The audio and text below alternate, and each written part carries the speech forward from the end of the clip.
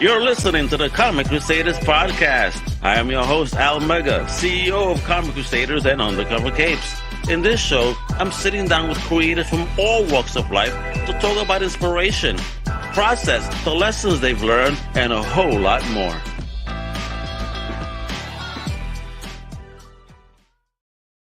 Well, Palmiente, what up? It's your boy Al Mega. Welcome to a brand new Comic Crusaders podcast. And yo, today we are talking Spawn. Now, the other day we had the writer of this upcoming book in 2024. You got to be looking out for a call. You know, what I mean, what was it? The Deadly Tales of the Gunslinger, baby. And that was with Jimmy Palmiotti. And today, you know, you heard the praises he sang of his amazing artist. This artist right here is with us today. You know, he's not just an artist, he's a co-creator, he's a comics creator, he's a boss on that level that's about to bring us that amazingness. I can't wait to show you some exclusive stuff that he shared with me that we're going to be able to share with you guys today. Let me introduce the one, the only, the future legend, the superstar on the making, the one, the only, up with a championship for like the awesomest artist ever, Mr. Patric Reynolds. Wepa, how you doing? Hey Al, wow, the only person who's said nicer things about me has been my mom. So thank you very much for all that. I appreciate that. I feel like I need like intro music now or something. Like I need to play Lady Gaga or something like that. Let's go. You get into the ring, bro, and you do your thing and just rock out, brother. You know, you are a superstar, obviously. You know, you've been doing your thing. You've been co-creating. You've been creating. You're out there making the business known, you know, in your journey. You know, we're about to learn about it because if y'all don't know who Pat is, we're about to, you know, get into it. You know what I mean? So my first question, as always, my brother, where do you originally hail from? And what is the first thing that you ever fell in love with in comics? Man, or pop culture in general. The first thing you fell in love with. The thing that led you into this fandom of ours. Sure. First of all, very nice to meet you. First time on your podcast, and this is going to be awesome. I'm originally from Salt Lake City, Utah. But I moved to Las Vegas, Nevada when I was in my 20s to go teach middle school. And after about years, thank you for your service. That's how it feels. And after teaching for 5 years, I actually put all my stuff in a trailer, and my parents and I drove from Las Vegas to Savannah, Georgia, so I can go to art school to learn how to be a comic artist when I was 29 years old. So I'm kind of. Oh, go ahead. Well, you're telling me your family just got up, bounced and left in support of you to another state. Like, all right, let's make it happen together. Yeah. What love, man. Wow. Oh, yeah. I mean, like, let me tell you, like, you know, moving your son halfway across the country and encouraging him to quit his job with a pension so he can learn how to draw comics for money is a sure sign of like pure parental love. So I mean, were they hippies in the time or what? I mean, what's popping with their backstory? Because geez, I mean, to be so supportive, that's amazing. Oh my God, yeah. Well, that's a whole different podcast about my parents. Like, they're actually, you know, they're just, you know, my mom and my stepdad were my parents, and they weren't really hippies. They were just really hardworking people, and they were just really but they knew that they really wanted to see their kids do things that made them happy. And they knew that when I was teaching, I wasn't really happy, you know, and I was just stressed out all the time. And they were like, "Why don't you draw comics?" And I was like, "But I needed health benefits." And they were like, "Well, we'll figure it out. We'll be down there tomorrow. Put your house on the market, and you know we'll make it happen, and we'll drive you to Georgia to go learn how to draw comics." And because they knew that's what I needed to do to be happy and also to be honest with myself, right? So, but I think, you know, and luckily, you know, after like year 2, I started getting work at Dark Horse before I graduated, which was really fortunate, I think. How that happened? Man, I did this comic story about Jackson Pollock because I'm a huge nerd about like accent powered comic. Wow, that definitely is geeky. Yeah. Oh God, it gets geekier. Let me tell you, because I just am fascinated by like how things were made. Right. I wanted to know like how he like figured out that splatter painting thing because no one else had done it before, and it turns He's out it was. probably a murderer. What's that? He's probably a murderer. Well, he had a lot of stuff going on, so you know you don't know maybe. But but we had to do a comic without any words. It was called pantomime, and so I tried to think of a story that I could tell without any words. I'm like, well, I don't. Whenever I draw stuff or whenever I paint stuff, like I have my my Tina Turner, my Lady Gaga going in the background, but I just have this internal dialogue, and I'm just working for hours. And so I thought, well, let's draw Jackson Pollock's story, and it was all about how he discovered the splatter thing, and it was basically just an accident. He just spilled some stuff on the floor, just really likes the mark that he made, and just started dumping paint all over the canvas. And lo and behold, he became, the Jackson Pollock we all knew. And I was just sort of fascinated by, about how he figured that out. And then I sent that to Dark Horse. Or actually, I sent that to Duncan Fagredo, who was drawing Hellboy at the time. And I really liked what he did, and liked his work. And I in the email, was just a cold email. I said, "Hey Duncan, I really admire your work on Hellboy, and I'm getting ready to graduate. I really need a job in comics because I didn't want to go back to teaching. And if you can you give me any pointers or critique, or let me know if you know anybody who needs an artist." And within like a day, he sends a reply saying, "This is really good stuff. I'll send this to the editor at Dark Horse to see what he thinks." The next day, the editor said, "Hey, Duncan sent me your stuff. Would you like a job?" And I was like, yes, I would love a job drawing comics. Yeah. And I started with a short story about on MySpace Presents. That's how old I am. MySpace Presents. Holy shit. Folks, do you hear this? Just look it up. It's in Wikipedia these days, right? Oh my God. Yeah, this was like 2009, and mine is a little bit like the 1960s. It was that long ago, but it just, and then after that, I did that job, and he started giving me one shots. I did Ape Sapien, The Haunted Boy, and then Serenity, Firefly. And then it moved on to Let Me In, the American remake of Let the Right One In. See, but we missed this whole thing. So your parents are supportive of you creating comics, but how did your love of comics even come about? So I really love the first Batman movie, 1989, Tim Burton. So you went to who took you? Your parents took you, or you went with a group of friends, or what? Did you have a tribe? What's going on here? So that was 1989. So I was like 11 years old, and we went to a drive-in. We saw that thing at a drive-in. A drive-in. Oh, folks, you hear this? Oh, wow! I saw this in a Brooklyn theater, and people started throwing fireworks in the theater. You know what I mean? Like, yeah, it was dangerous. And you went to a drive-in. I'm jealous. That was, but like, and when the bat wing flies up in the middle of the moon and creates the bat symbol, you could hear people cheering in their cars at that moment. And I was 11 years old. I'm like, I love Batman. I wanted to do something that was that cool. And so I went to my comic book store, and actually I didn't even buy any Batman comics at first. I bought Dark Horse stuff. I bought like the MySpace Presents Aliens with the Bernie Wrightson alien on the cover.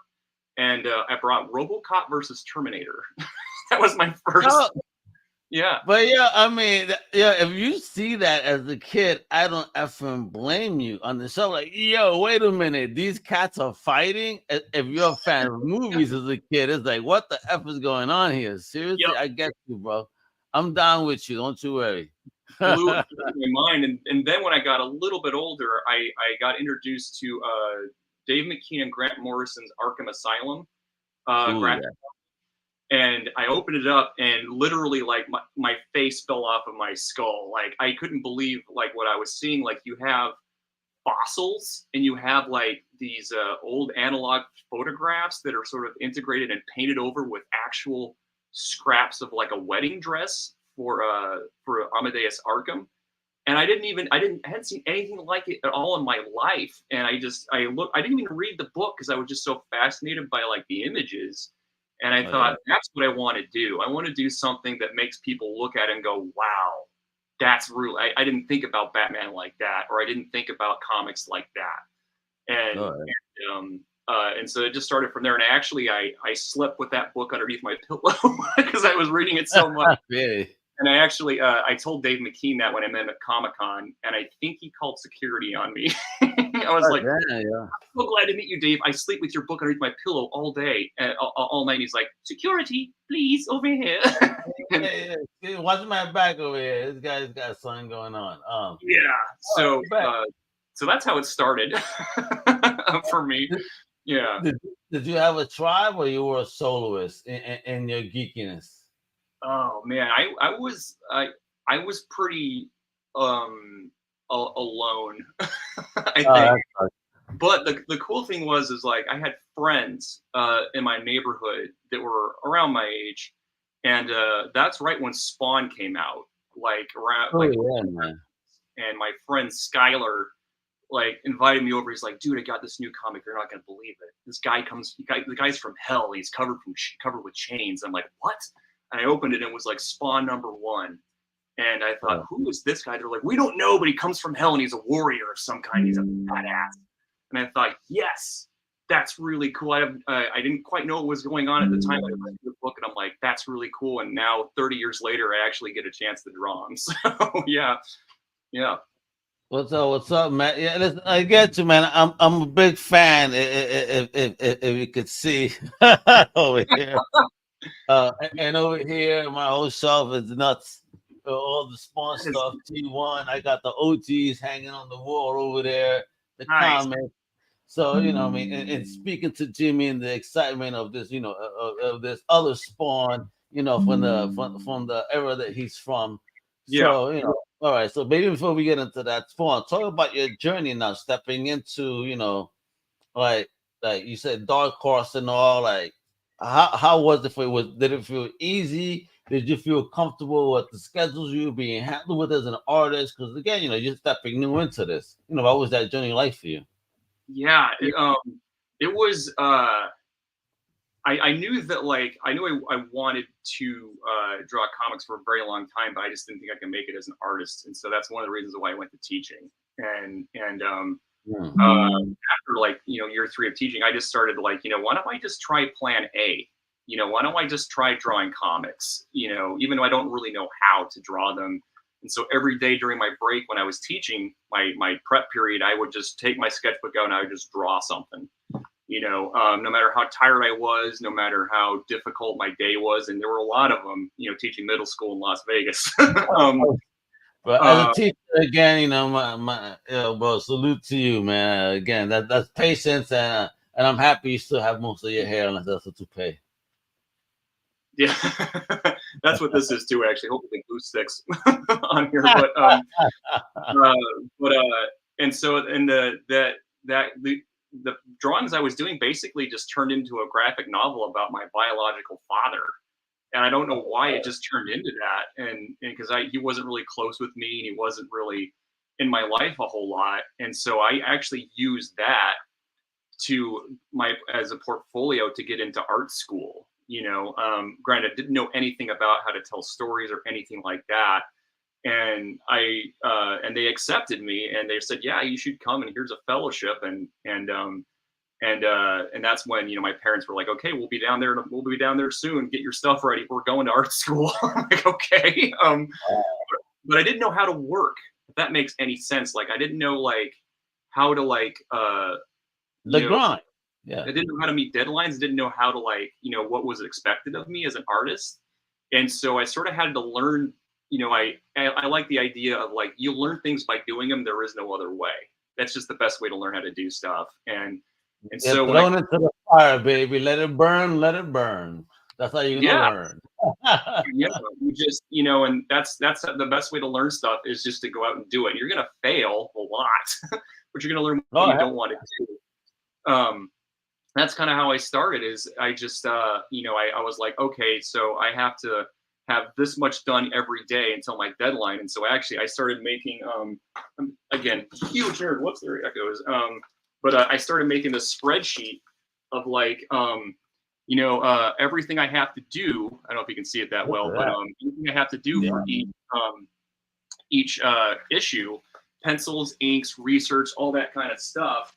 And I just learned how to pace myself that way. And at the end, when I get everything, all those checks marked off, I can take it.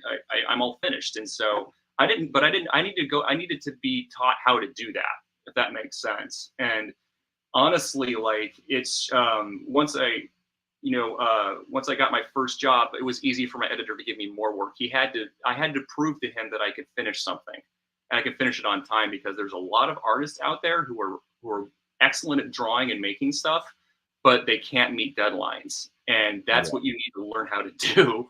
And so once he saw that I can meet my 8-page story deadline, he gave me a 24-page one-shot, and then after I met that deadline, he gave me a 4-issue miniseries. And then it just sort of went from there. And it is a hell of a lot of work. I will tell you that. And especially the way I work with, I use photo reference. And so I have to like get models together, and really think about like how people see the page in the way that I want them to see it. And so sometimes I have to watch movies to like make sure I get like ideas for backgrounds. Like I love David Fincher. He's really good at composing like blacks and shots. If you watch The Game, or if you watch even Fight Club, or even Social Network, or The Social Network. Great really movie. Yeah, awesome movie. And he's really, really good at composing with black. And so I sometimes I'll just watch a movie just to like nerd out on it and like write notes about like, okay, this is what I liked about what he's doing and here. And so I kind of apply that to, to backgrounds and even characters. So that's part of the reason why it takes so long to do stuff. But after I did, and that progressed until I was doing like, Hellboy short stories, and then Joe Golem, and then Aliens, which is sort of like, besides Spawn and Batman, that's like the thing I always wanted to do the most. Like my 12-year-old self was doing backflips the entire time I was drawing Aliens. I'm like, yeah, Sure. that was, heck yeah, bro. Shit. It's I saw Aliens first before I saw any other of the Alien movies, and I was 12, and I thought, okay, that's gonna be cool. And what is the amazed about then, man? Because you're talking about the movies we've seen were at the same time. Like, yes, I saw that too in the theaters back in the 80s first, before I saw the OG. Oh, you saw it in the theater? Oh my god! Yeah, I saw it. Yeah, damn, bro. Yeah, I'm aging myself. I got to see Aliens in the theater. Yeah. I just saw it on the TV, but like I actually went back and saw it in the theater a couple of weeks ago. I remember watching Aliens on VHS and wearing the tape out. Too. I even got to see The Fly, the one with the Goldblum in the theater. Yeah, the one that would be really cool. Like certain movies you have to see in the theater, right? Like The Fly. Yeah, that one, The Fly, does way better in the theater than it does on the small screen. I'll tell you that much. Yeah, like some movie, like the movie Gravity, you got to see that in the theater, right? And or Pacific Rim, got to see that in the theater. Even though, but we could have a whole nother podcast about Pacific Rim. Oh my god, I love it. Oh yeah, I'm a fan. All right, bet we're gonna have to do that about kaijus and all this shit, because I love that whole fucking franchise. Anyway. Spawn is another franchise I love, but before we get right into that, talk about, that co-creation and that teamwork with the blood-stained teeth over Image. What's that all about?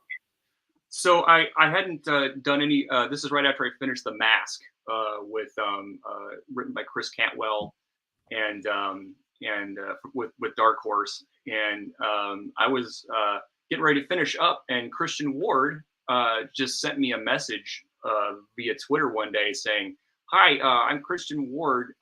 Would you like to draw a comic together about vampires? I really like what your stuff." And when Christian Ward asks you to work with him, you don't say no. You're like, "Yes. When do you want me to start?" Basically. And he's like, "Okay, I got this idea. It's vampires, but they're like billionaires, right?" So I'm like, "Oh, So it's basically nonfiction, right? He's like, yeah, pretty close, right? The vampires kind of like run everything. They're billionaires, right? And our guy is trying to make money off being a vampire by turning other people into vampires, right? But you know the higher ups, the vampire elder council, right, doesn't like what he's doing, and so he has like he has to get rid of and go kill everybody he's turned into a vampire, and so but it's sort of like it becomes this we're trying to figure out like, okay, what does he look like? And so I always try to kind of relate things to like the real world a little bit. So we thought like, okay, we sort of landed that on like he's sort of like David Bowie and Lucifer from The Wicked and the Divine if they somehow had a child, you know. I would call him Christopher Walken. So. Yeah, you know, and I looked at like, you know, Robert Pattinson, Christopher Walken, David Bowie, of course, to sort of figure out like where to start from. They all got that vampire look, all of them, bro. No, they do, and so I thought like, okay, you know, so it's like basically a modern take on vampires, and so like I would research like, okay, what does a modern vampire look like? What's this castle look like? And so I started looking at these old derelict skyscrapers, you know, that sort of were falling down. And there's one in Venezuela called the Tower of Babylon. It's the tallest slum in the world, but it's this old skyscraper that they didn't finish for whatever reason. And people just sort of moving in there. It's got no power, you know, it's got, you know, but people, it's like, I forget how many stories it is, but it's just this decayed skyscraper. And I thought, that's my vampire castle right there, you know, like, and so, you know, it was really great sort of being a part of coming up with something that people hadn't seen before. And then we put it on top of that Heather Moore's coloring, which was just like, looked like it came right from space, man. It was just so like something I hadn't seen before. It's like, if that's what listening to, going to a Pink Floyd concert would sound like for the first time. You're just like, what is this? Gotcha, but it made so much sense the way she colored it, because my work's really grounded. Her stuff is really, is not at all. And so I think it really, really complemented the style perfectly. And in the end, you know, the vampire learns a lesson and he becomes a better person. So that's kind of how it starts. And we had to leave it at issue number 10, you know, and you know, so we can do some other stuff. And but you know, he's always thinking about stuff. He's like, hey, got this idea for more Bloodstained Teeth stuff. Like we can have like a Border Patrol agent who is a vampire, you know, somehow we can work that in. And I'm like, yeah, just do it. I don't care what it is. I'll draw it. I don't care what it is. But now he's like, you know, trying to get me, or he's working with me on some other things to be published, you know, from other publishers that we will announce very soon, of course. But very nice, very nice. I met him at Thought Bubble for the first time in person last month, and he is just an adorable human being. Like, he just is this guy who wants to take care of people. He wants to make sure that that you're successful. You know, he's always trying to give me tips. He's like, "You're taking a day off, right?" And I'm like, "I'm trying." You know, or he's like, you know, you should go hang out with your girlfriend more. I'm like, yeah, I really should do that. Thank you. You know, or he's like, you know, here's how you work smarter and not harder with stuff. And so he's really helped me to like figure out how to maintain the work that I do and the style that like I like to do without trying to kill myself over doing it. And that's what I've noticed as getting older, is that like now that I'm sort of more established, I'm now trying to figure out how the self-preservation thing, you know, how to like not burn myself out every day. It's just hard to like, it's hard. I mean, I can't work like I'm 29 anymore, you know, like I have to like. Mental health is real as we age, you know what I mean? We got to take time for ourselves and our families, you know. Yeah. It's just like you said, you know, you're there already, brother. And you got this dope book that you're working on with the amazing Jimmy P. Now, talk about this, man, this baby you got going on here with the Tales of the Gunslinger. I mean, what approach are you bringing to this bad boy right here?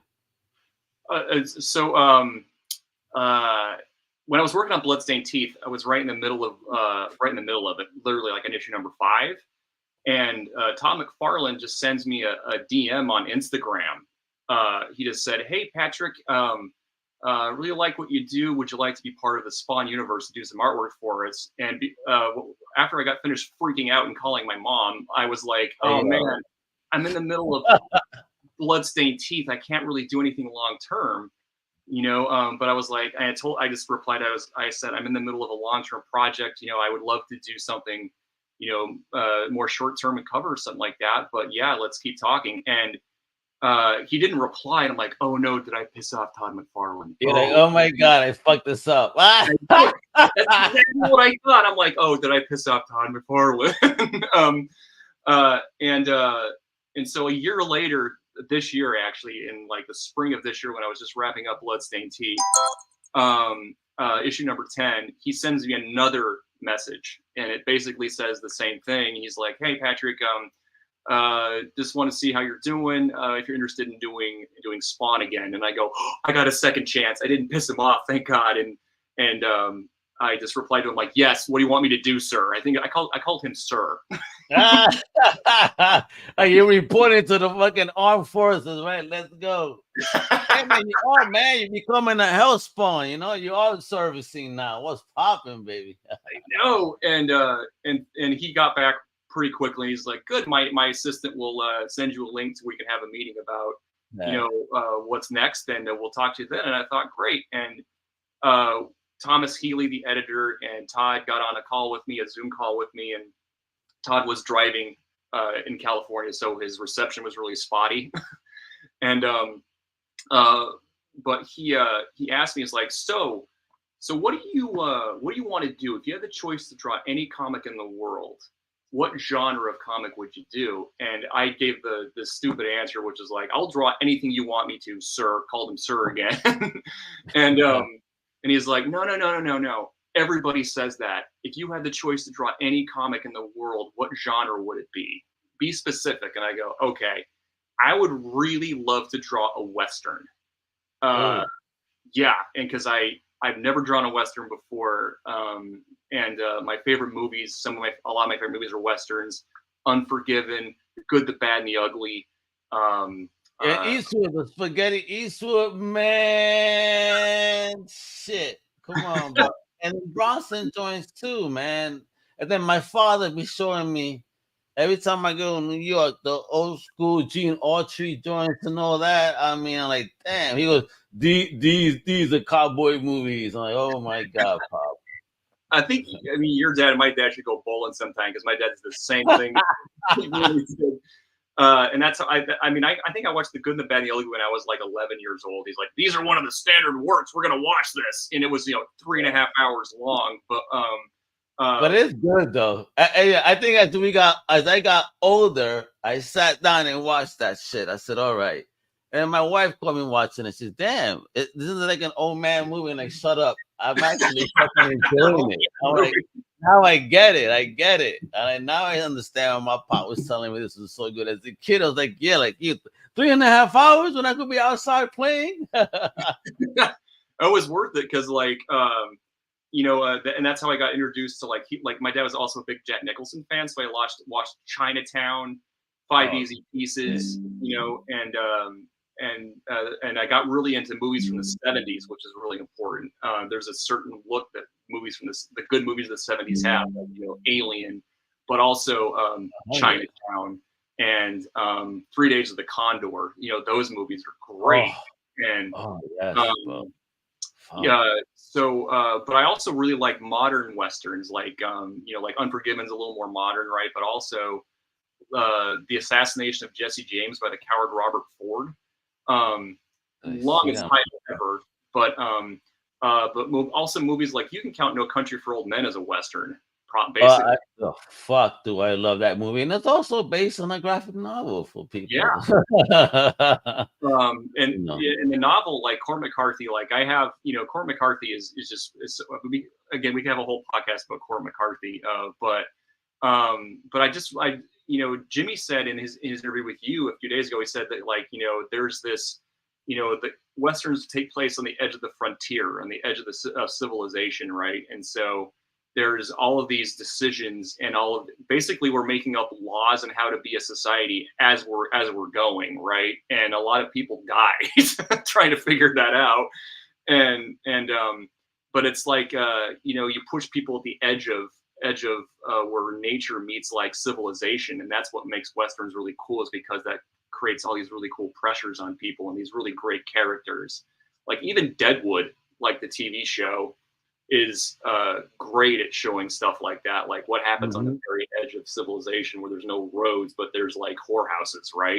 What happens. And look at this picture. I think that kind of portrays a lot of what you're saying there. This man is like on the edge right there of the world. Like where the hell is he going on this horse? I mean, this is mountains behind him, what's in front of him. It's crazy. Talk about this scene. I mean, where did you get this? Is on that Bob Ross level, bro. I mean, that's it. Is it Patrick, Mr. Ross Reynolds? There are some little bushes there. I noticed there. Jimmy's really good. Of course, we all know Jimmy's really good at writing westerns, and but he's really good at putting things in a specific place. And this story, Gunslinger Spawn, takes place in Gunnison, Colorado, or most of it takes place in Gunnison, Colorado, which is pretty close to, close enough to where I actually grew up, in Utah. And I like it when like comics or even movies create like a character out of the environment, where the environment is something that is important or something that has weight to it, but also like emotional weight to it. And we know that like Gunnison, Colorado is a very important setting for this story. So I really wanted to make those settings and those scenes memorable, but also I really wanted to make sure that people know the environment is part of the story as well. Like even in the image that you see right there, like the character is literally, like you said, at the edge of shadow and also at the river. But there's a whole lot of things that I don't know if people will actually pick up on it when they read this image, but a lot going on. Yeah. But that's and this is like the first shot we see of Gunnison, Colorado, and I really wanted to make sure that stood out, that people know where this takes place. Yeah, well, not for nothing, man. But let me tell you, that on that dark side, it makes me think of Tales from the Dark Side, the old TV show. It's like, I mean, that's what that. All right, you get it. It's like, all right, man. There's either some light or there's some darkness, but there's something coming out there. And I look, and then look at this. Like, holy fuck, bro, bro. I really have to like give props to our colorist Luis NCT, who's doing all the colors for this book. He actually colored that image, and the original is right here behind me. Yeah, look at that. Sexy. Can you put that up on screen a little closer, man? So the fans, I mean, look how pretty that is. Look at that. The OG compared to that. Look at that, folks. Oof. But they were they wanted to do like a teaser image for San Diego Comic-Con to announce Deadly Tales of the Gunslinger, and they wanted me to do the teaser image, which I thought was really cool. And so I thought, like, okay, they really want this story to be a Western. They want to make sure that people know the story takes place in the 1860s and that we're actually getting a Western Gunslinger Spawn. And so I thought, okay, how am I going to show this with one image? And I love Western movie posters too, like Pale Rider and artwork done by Bob Peak and Drew Struzan. And I really thought, okay, so let's turn this teaser image into something that could be like a movie poster or like a wanted poster even. And just sort of let people know that they're going to get a Western this time. They're actually going to get something that takes place on the fringes of like society, right? And so that's kind of where I started from, is just wanted to do an image that made people know what they're getting into and where the story is going to go. And I will say, thank goodness for Todd McFarlane's action figures, because I use these guys for reference all day long. Look at that fucking piece of art right now. Like, holy effing. I mean, and folks, that's not Pharrell. Yeah, I know he wears the same hat, but it's not Pharrell. I mean, look at that, yo. Crazy, bro. That shit looks so great, dude. Thank you, Al. Yeah. You're a monster, bro. You're just a beast. It's like, Yeah, you said anything that you wanted to draw was a Western, and you know what? It shows, bro. Yeah, thank you. You know, like my favorite movies, my favorite comics, when I read them, I know that the creators had a good time making them, or they loved making them. I can just tell if they did. And Yeah. but I also like it when comics or movies they like take a step back and they kind of pare down the franchise a little bit. Like one of the best movies I saw last year was Prey, the Predator prequel. Oh my God! Listen, my father made me put that on for him. Mm-hmm. My father's not a new movie fan, but he made me put that on for him 3 times because he just loved it. He's like, "Oh Oh, man, this is so good." I'm like, "Oh shit, pop! I can't believe we agree." and it's like 96 minutes long, so it's perfect length. It's not overstuffed at all. But the thing I liked about it is it's authentic. Like even the Yeah. language was done, and I hope I don't get this wrong, but I think it was like the language was the actors were actually speaking like Cherokee, I think. Yeah, don't get me wrong either. I don't want to disrespect, but yeah, Yeah, I'm not sure, but it was definitely in the native. They respected that. The story yeah, was dope, and I loved it that they may even consider making more along those things, like I hope feudal they do. Japan, this, that, the other. Could you imagine? Yeah, like and it's they had that cool little Easter egg at the end with the pistol that ties into Predator 2.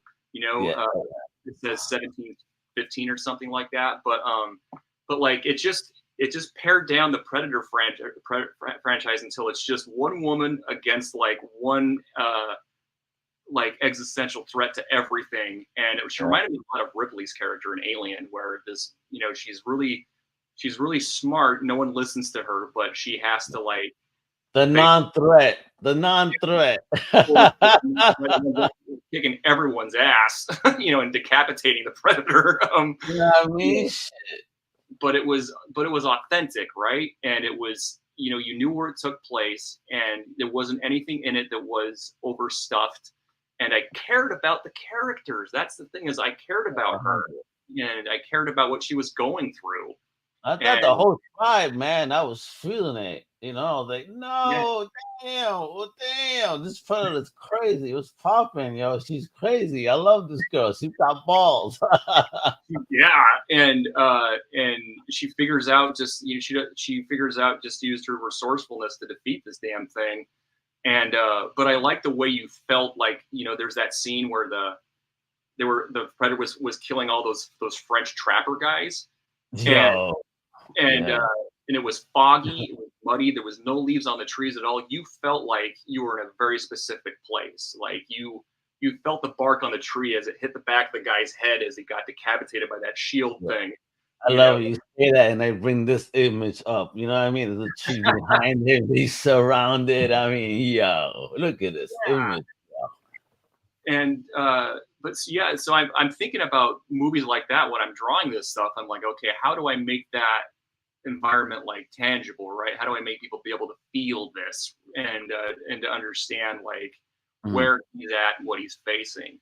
And so basically, I just look at everybody else who's better than I am and figure out how they did it and try to sort of incorporate that into stuff I do. But I uh, gotta ask you, Patrick. Is my man Jeremy's hat magical? Because he doesn't have it.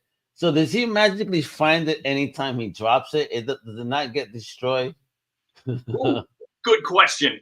So in the first issue that I finished a while ago, we figure out, how he gets his hat, and we figure out like how Oh, he right, okay.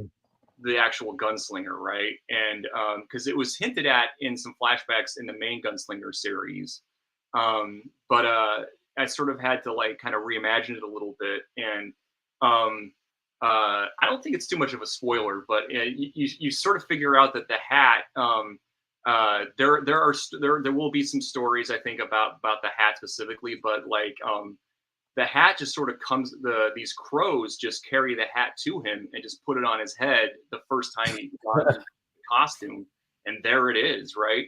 But I will say though that like I have to keep track of that damn hat all the time. Like, Really? and it's you know, like the design is really cool, but like, you know, if he's fighting those two monster guys, like he gets it knocked off, and so I have to make sure I have the hat flying off somewhere so it just doesn't disappear. Or if he wakes up, you know, afterwards and the hat's not there, I have to make sure that like I have the hat somewhere in the background so he can grab it and put it on so it just doesn't reappear. You know, so that like all this stuff to keep track of, you know, just sort of I think helps make readers invest in the believability of him, because I think Jimmy said in the interview with you is that he's not quite the gunslinger yet. You know, exactly, and that's what I want to know. Like, as an artist, you know, working alongside Jimmy, now building the mythos. I mean, really, the real full story behind it. I mean, how much fun are you having with this? Oh my God, it's sort of like being in a Western myself. Like when I was talking about the edges of society, like we're kind of pushing the edges of his story, right? You know, and so we're kind of making a couple things up. I mean, there's certain things we got to talk about, like, you know, his father, his sister, and that kind of thing. And but you know, like where the wolves come from or what their deal is. But there's two characters in the first issue, the kind of like bad demon person that we haven't seen before. And when I read the script that Jimmy wrote, and he said these two demons, they're you know, they split in half, and I'm like, is there like a reference for these two demon guys? Do you just want me to make that up? He's like, yeah, go nuts. I'm like, oh, okay. So like, these demon characters, and honestly, my first crack at it wasn't good. I didn't quite. I was trying to figure out like, okay, what is scary to me isn't necessarily what's kind of scary to a whole fan base of Spawn of Spawn readers. And so you know, Jimmy suggested that I revisit it, and he was absolutely right about it. I thought, okay, I need to make these guys scarier, not creepy, but scary. And so I kind of I revisited them, I redid them, and I think it worked out. The demons worked out a lot better. But I got to design a Spawn demon too. Yeah. And that's not in like the Bible that Jimmy put together, you know, and so that was a cool thing. But like I said, you know, we're sort of, if you're like in the ocean, we're kind of like not quite able to touch the bottom right now, because this is sort of like unexplored territory a little bit. Mm-hmm. And so we're just sort of floating further out in the ocean of Gunslinger Spawn, which is a really cool thing. And, you know, all these characters that are hinted at are sort of fleshed out now. And so I kind of get to make these characters come to life in a way that not a lot of people have seen before. And I'm pretty lucky to get to do that. And can't wait to see them as figures too. I mean, oh man, look at this page right here. How do you murder pages like this, bro? Look at the horse. Again, showing your fandom like that scene right there. Look at the horse, the detail in the horse, yo. Looking like Black Beauty and shit, bro. Well, and again, mad props to like Louis NCT for making that, you know, for those colors that really put that character in a very, very specific time of night, you know. And this is like the first time I have actually, you know, this is my first time drawing Spawn, and I really want to make sure that it's as unforgettable as I can. Yeah, murdering it already. He said his first time. He's already smashing. Jesus Christ. Well, you're too kind. I appreciate it. But you know, I really think that you know, I just really wanted to make sure that people were getting an experience that was not only believable, but also something that you know haunts them a lot longer after they close the book. You know, it's really cool that Todd and Thomas and Jimmy give me a chance to do that. So I'm pretty grateful every day. I mean, listen, I could see why Jimmy was just talking you up on the amazingness, you know. And again, your colorist, everybody, inkers, everybody. I mean, this book looks like it's going to be beautiful, coming out next year, 2024. I mean, soon. Don't you worry, folks. You know, be patient. A lot of cons are coming and announcements, so. You know, and they want their books in because, you know, like Jimmy said, Todd don't like his books late. So he's making sure his work is in. Yeah, and he should, you know, like his books are awesome and people love them. So like, yeah, you don't want to disappoint people with that. So that's another thing too is, you know, I didn't know when Todd wanted me to draw this, I was like, are you sure? You know, because my stuff doesn't look like Spawn stuff. You know, like you look at Brett Booth and that stuff he's doing, it's mind blowing. But I don't draw like Brett Booth, but Todd and Jimmy. And that's what's great, man. That's what's great about it, Patrick. Because I grew up. I've been growing up with Spawn, you know, since the early days, and he did a couple of spin-offs back in the day with very different artists. You know, very different, you know, looks. You know, at Spawn, I thought that was gorgeous. I mean, you know, listen, man, being able to see those different visions of our favorite character through such talented people such as yourself. I mean, I think, you know, we're the ones that are blessed, bro. And thank you. You're gonna bring this book is gonna sell out like a mofo. You know what I mean? So where can we get these signed prints? What cons are you doing? I know 2023 is coming to a close. But what's popping for 2024? Well, what do we got going on in the Reynolds verse? It's good. I'm glad you asked because I'm doing Emerald City Comic Con in March, which is my favorite convention of all time in Seattle, and I will have. Excuse me, why? Tell me why this is your favorite. Well, what makes it top notch? So first of all, I can drive there in 3 hours. It's great. But also like the fans are incredible. Like I have people, I started going in 2011 and I have fans coming back every single year after that. And it's a very comic oriented show. Like they put the artists on their own floor and they moved us to a different place this last year, which is also great, but they really take care of artists. The fans are great. It's geared toward comics. I love the fans there that keep coming back every year. They have very good taste in Emerald City, and I like the fact that you know I get to see all my friends there. You know, it sort of became like a really cool community with just artists and fans that like I feel like a part of, and it's a lot like Rose City, which is in Portland here, just literally down the street. I'll probably be at Rose City this year in September. And I don't know about any other conventions after that. I would really like to go to New York for the first time ever this year. It can happen, bro. I'll be there, bro. Let's go. Well, now I gotta go. Oh my gosh, I gotta show you my booty quake. Oh my God. Yeah, man, we gotta do it. We record it, bro. We got, you know, we rock it out together, bro. I put my beats on and shit. You know, we rock out to some mega beats. Don't you worry. Man, yeah, all the reason more to go. And so, so I think like. But right now, that's pretty much it. I'll be doing Gunslinger, you know, the whole year, and also some other stuff from smaller gigs from other publishers that it'll be announced soon. So yeah. So nothing we could talk about then. Nothing we could talk about, huh? Not at the moment, but it will be soon. And it'll be with some people that I love working with, and I don't want to get fired yet. So that's great, man. Great, man. Listen, man, we want to make sure that the Reynolds verse is getting out there because again, with the artistry you're going to be bringing to the game with the Tales of the Gunslinger, I can't wait, man. I mean, yo, bro, and then what you've done already, you know, with the other projects. I mean, shit, you're a superstar already, man. I can't wait to see what you bring to this as a series and what else we got coming in those announcements. I can't wait to get them in my emails, those press releases, to be told what the Reynolds verse is doing next, baby. Now it's been such a pleasure talking to you, and thank you all for the positive vibes. That really means a lot to me. Thank you very much. That's really cool. That's what we gotta do, man. We gotta support our creative people. Thank you as a fan for coming out there, being creative and sharing in your artistic ability with us and with the world, man. I definitely appreciate that, and I hope that everybody else does too.